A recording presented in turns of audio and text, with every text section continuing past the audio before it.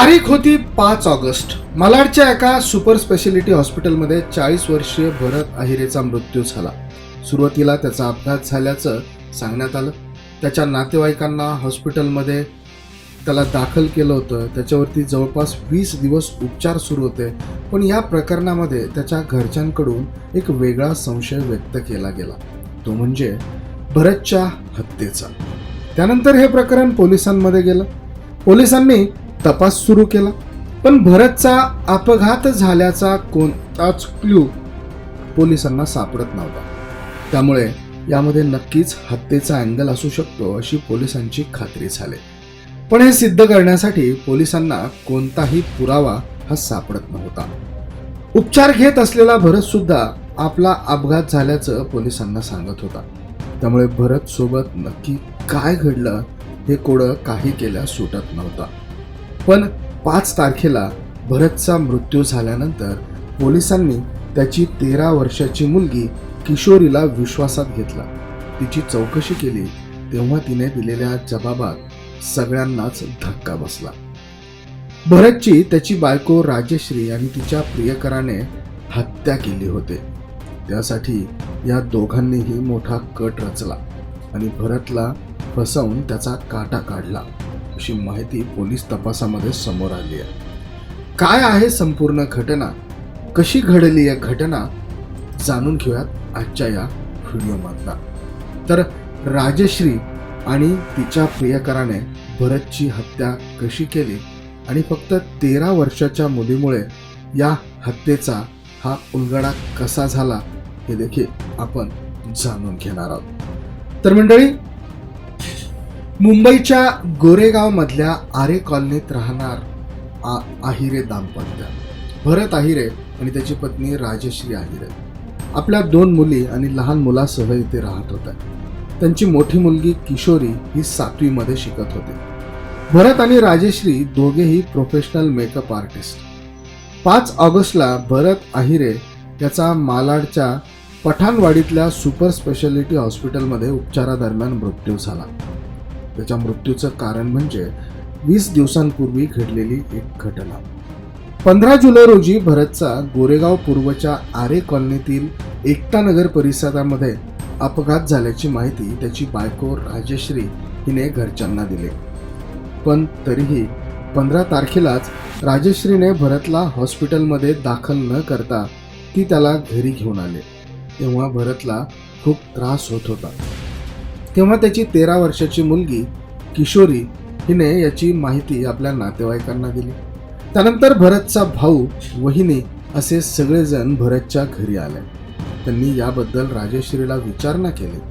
तेव्हा अपघातानंतर भरत जखमी झाला होता, पण जखमा गंभीर नसल्याने त्याला बरं वाटेल असं समजून त्याला मी घरी घेऊन आले असं राजश्रीने भरतचा भाऊ आणि त्याच्या वहिनीला सांगितलं. पण भरतची अवस्था नाजूक झाली होती. 3 दिवस त्याला उपचार न मिळाल्यामुळे त्याची प्रकृती जास्तच खालावली होती. त्यामुळे त्याच्या नातेवाईकांनी त्याला मालाड पूर्वमधल्या पठाणवाडी येथील एका सुपर स्पेशालिटी हॉस्पिटलमध्ये दाखल केलं आणि भरतवरती उपचार सुरू झाले. पण या सगळ्या घटनेनंतर भरतच्या भावाला राजश्रीवरती संशय आला. भरतची मुलगी किशोरी हिने त्यांना दिलेल्या माहितीनुसार एका खोलीमध्ये कोंडून ठेवलं. त्यांना खूप त्रास होत होता. त्यांच्या जखमांमधनं रक्त वाहत होतं. त्यांना सतत उलट्याही होत होत्या. तेव्हा आपण आईला त्यांना असं का होतंय, बाबांना आपण डॉक्टरांकडे घेऊन जाऊयात ना असं सांगितलं. पण तरीही आईने माझं ऐकलं नाही असं किशोरीने घरच्यांना सांगितलं. आपला भाऊ इतक्या गंभीररित्या जखमी झालेला असताना राजश्रीने त्याच अवस्थेमध्ये 3 दिवस त्याला घरी का ठेवलं असा प्रश्न त्याच्या भावाला पडला आणि त्यानं याबाबत पोलिसांना माहिती दिली. आरे कॉलनी पोलिसांनी तपासाला सुरुवात केली. CCTVचे फुटेजेस तपासण्यात आले, पण तरीही भरतचा अपघात झाल्याचा कोणताही क्लू हा पोलिसांना सापडत नव्हता. मुख्य म्हणजे ज्या गाडीवरून भरत बाहेर पडला त्या गाडीवरती साधे ओरखडेही कुठे दिसून आले नाही. त्यामुळे हा अपघात नसून यात नक्कीच काहीतरी घातपात असल्याचा संशय पोलिसांना आला. मग पोलिसांनी भरतच्या नातेवाईकांना चौकशीसाठी बोलावलं. त्यांनी हॉस्पिटलमध्ये असलेल्या भरतलाही याबाबत विचारलं, पण भरत याने मात्र आपला अपघात झाल्याचं पोलिसांना सांगितलं. त्यामुळे पोलीसही चक्रावले.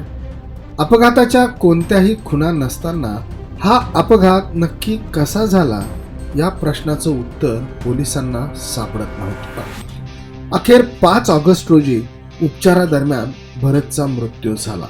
पण पोलिसांना भरतच्या मृत्यूचं नेमकं कारण शोधायचं होतं. त्यांनी पुन्हा एकदा सगळ्यांची चौकशी सुरू केली. त्यांनी भरत आणि राजश्रीची 13 वर्षाची जी मुलगी किशोरी आहे तिची चौकशी केली.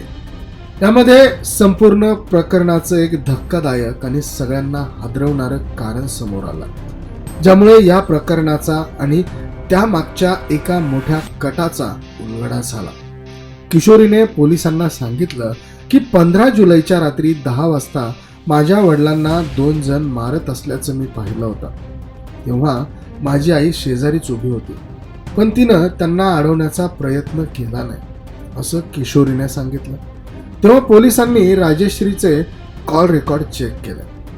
यावरून राजश्रीचं चंद्रशेखर या व्यक्तीसोबत सतत फोनवरती बोलणं होत असल्याचं पोलिसांच्या लक्षात आलं.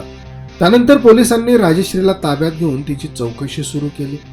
तेव्हा तिने या सगळ्या कटाची माहिती पोलिसांना दिली. राजश्री आहिरे लग्नाच्या आधीपासूनच महागडे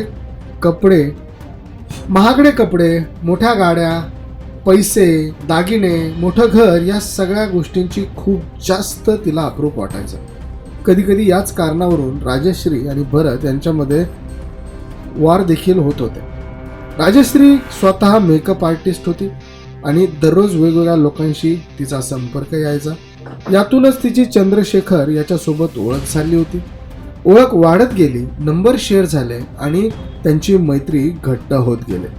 मग यातून एकमेकांशी तासनतास गप्पा सुरू झाल्या आणि या मैत्रीचं रूपांतर प्रेमामध्ये झालं. नंतर हे दोघं वारंवार भेटायला लागले, फिरायला लागले आणि कधी कधी तर राजश्री आपल्या लहान मुलांना सोडून सुद्धा चंद्रशेखर सोबत फिरायला जायचे.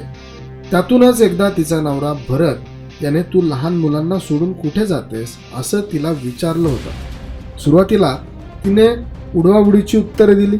त्यानंतर त्या दोघांमध्ये भांडणं, वाद सुरू झाले. तेव्हा भरतला राजश्रीवरती संशय आला. त्यानंतर परत एकदा राजश्री जेव्हा मुलांना घरी सोडून निघून जायची तेव्हा भरतने ती कुठे जाते, काय करते या सगळ्या गोष्टींची माहिती मिळवायला सुरुवात केली.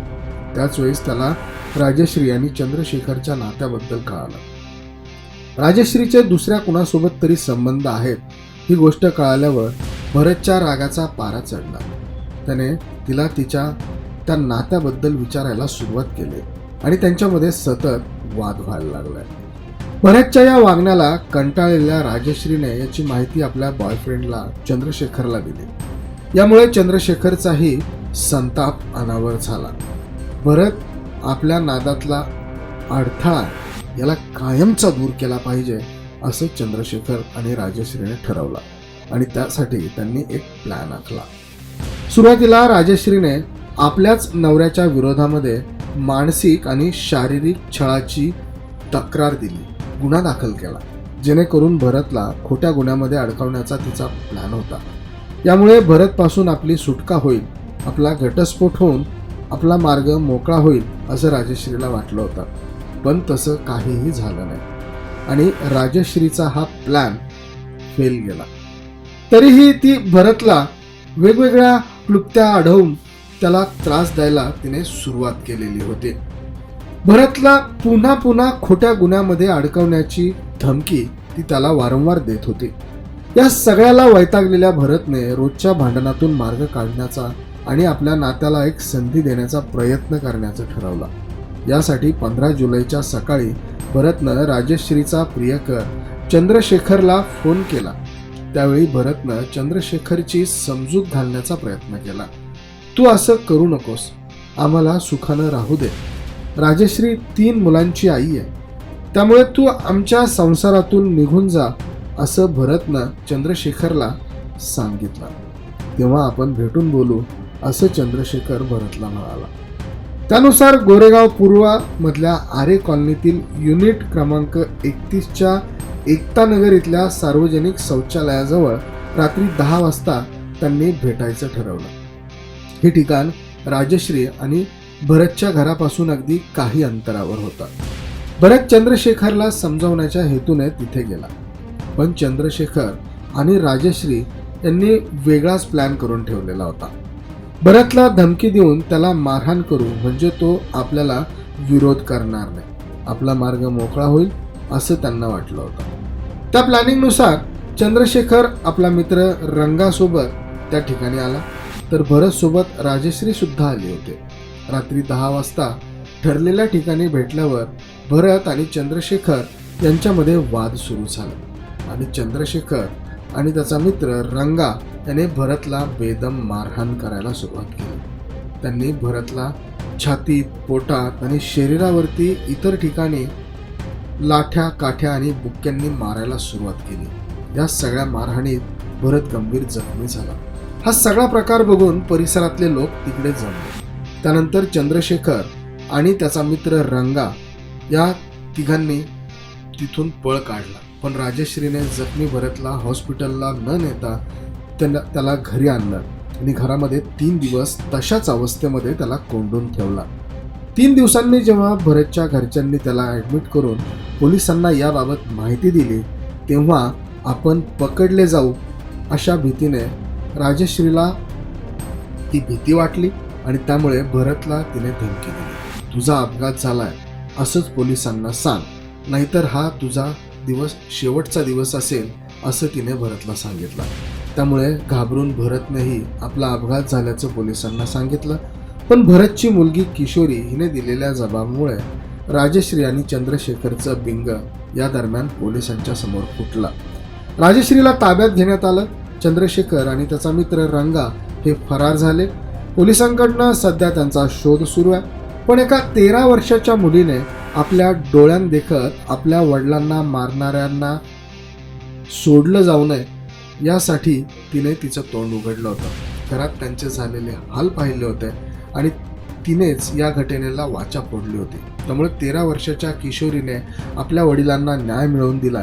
पण आता आईला अटक झाल्यानंतर ही तिन्ही भावंड पोरकी झाल्याने त्याबद्दल हळहळ देखील व्यक्त केली जाते. मंडळी, लग्नानंतरच्या या अशा अनैतिक संबंधाबद्दल तुमचं मत काय? कमेंट करून अवश्य कळवा. हा व्हिडिओ तुम्हाला आवडला असेल तर शेअर जरूर करा. धन्यवाद.